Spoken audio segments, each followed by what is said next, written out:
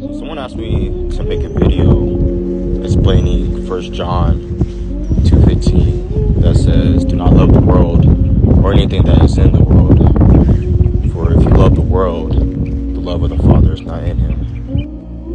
I think this verse is very important because we cannot both love the world and the Father simultaneously. Because love for the world crowds out the love for the Father, and love for the Father crowds out the love for the world. And also it says, you cannot serve two masters, because you love one and you hate the other. But the thing is that it's easier said than to live, since as we can see the world, but we can't see the Father. And given those two options, we tend to gravitate towards the things that we can see. And that's why faith is so important for us.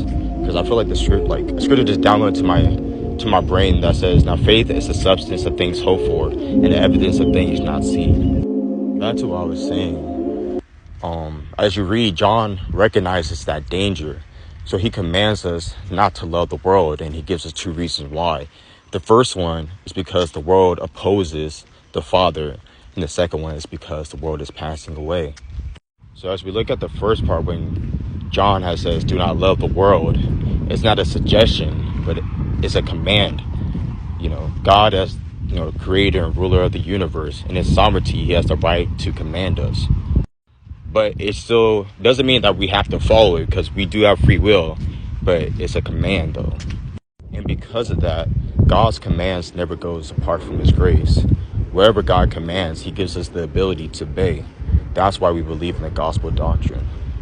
Another thing I found interesting while reading is that John mentions the world 6 times in these 3 verses.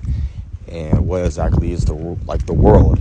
And in a sense, it's the system of rebellion against God and his rule. F.F. Bruce said that worldliness does not lie in the things we do or in the places we frequent, but rather it lies in the human heart, in the set of human affections and attitudes. This one, it really gets good. You have to really pay attention, because if you don't, you might miss this part.